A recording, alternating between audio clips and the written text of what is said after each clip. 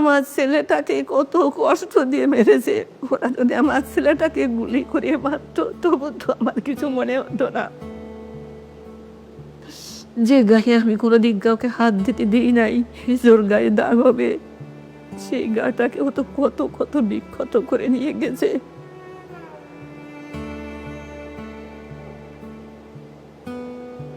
মানে আমার এখনো মনে আছে যে আমি জাস্ট ভাইয়ের পাড়ের দিকে ধরছি, আমি ভাবছি মনে কিছু পাবো, বাট আমি গ্রিপ করতে যাই দেখি কিছু নাই, সব কিছু গলা। জাস্ট হাত দিতে যাই হচ্ছে আমি জাস্ট গ্রিপ করতে পারছি, এত ওয়েট বাট কোনো কিছু নাই, সব কিছু একদম পুরো বডি গলে গেছে।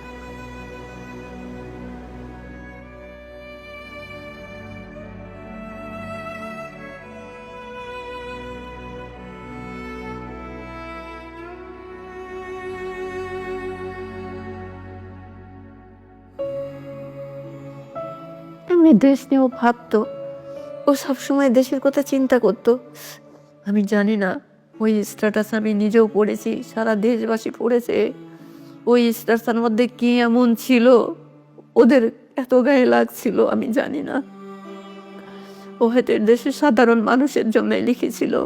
ও তো চলে গেছে, তিস্তা নদীর পানির সমাধান কি হয়েছে, হয় নাই, কিন্তু কেন লিখছিল আর কেনই বা ওকে এত নির্মমভাবে জীবন দিতে হয়েছে আমি জানি না। 6 তারিখ হচ্ছে সকাল সম্ভবত 9:30টার দিকে বাস ছিল ভাইয়ার। তো বাসে হলে আসতে আসতে প্রায় 4:30টার মতো বেজে গেছিল।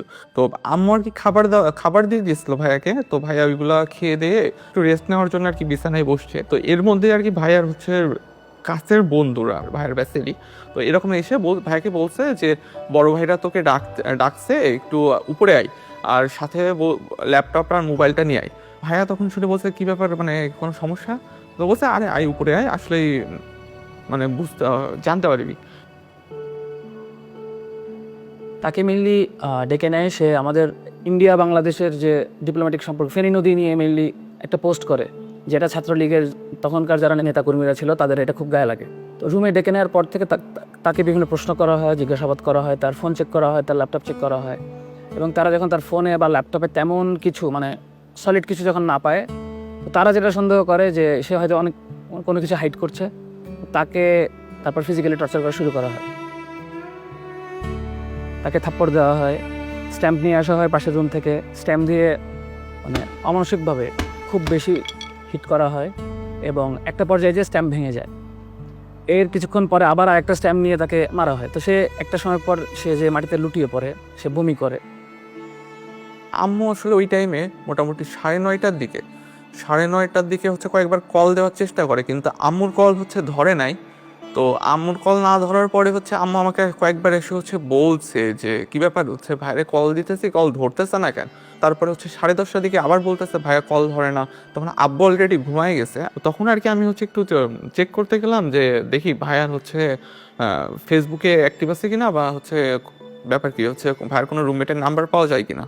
তো তখন আর কি ঢুকতে যেয়ে দেখি ফেসবুকে অ্যাক্টিভ, আর আমি ভাবলাম যে যেহেতু ফেসবুকে অ্যাক্টিভ আছে মনে হয়, তার মানে হয়তো মোবাইল চালাইতে চালাইতে মনে হয় ঘুমাই গেছে, যেহেতু অনেক টায়ার্ড। তো এই কারণে আম্মুকে বললাম যে যেহেতু জার্নি করে গেছে তো মনে হয় টায়ার্ড, এই জন্য মনে হয় ঘুমাই গেছে। তো এর মধ্যে আর হচ্ছে ওই দিন রাতে আর হচ্ছে আমাদের সাথে কোনো কথা হয় নাই। তাকে মোটামুটি মারতে মারতে তার তলপেটে হিট করা হয়। মৃত্যুর পর আমরা যেটা পরে দেখিয়েছিলাম তার বাড়িতে, তার পুরা 2 হাত 2 পা একদম কালছিটে পড়ে গিয়েছিল। তাকে শরীরে এমন কোনো জায়গা নেই যেখানে তাকে হিট করা হয় না। একটা পর্যায় পর সে যখন একদম খুব বমি করে ফেলে, তাকে ওয়াশরুমে নিয়ে ওয়াশ করা হয়, এরপর আবার রুমে নিয়ে মারা হয়।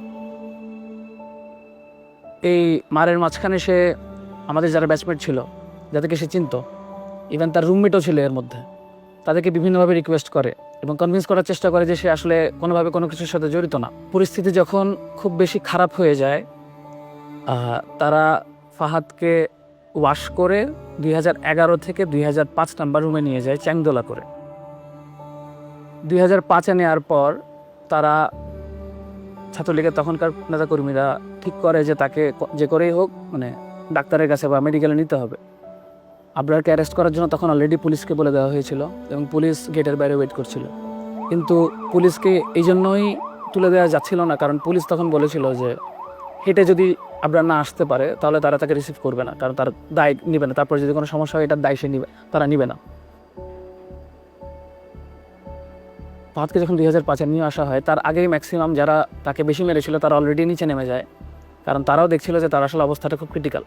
তখন আমাদের ব্যাচেরই কিছু যারা ছাত্রলীগ করতো তারাই এবং এক ব্যাচ সিনিয়র যারা ছিল এরাই বেশি মানে তাকে নিয়ে তখন হসপিটালে নেওয়া না নেওয়া এই কাজগুলো তখন চলছিল। তো সে যখন সিঁড়ির ল্যান্ডিংয়ে পৌঁছায় তখনই সে বলে যে আমাকে নিয়ে ওকে নিয়ে আর টানাটানি না করতে একটু পানি খেতে চাই। আমার রুম নাম্বার ছিল 2007। আমি যখনই আসলে ওই সময়টা যখন মানে জেনেছি যে সে সিঁড়ির ল্যান্ডিংয়ে আছে, তো তখন যখনই বেরোতে চাই তখন ওখানে ছিল শামীম বিল্লাহ ছিল, সাইফুল ছিল আমাদের এক ফ্রেন্ড ট্রিপলির, এবং তারা মিলে তাকে মেনলি পানি খাওয়াচ্ছিল। তখনও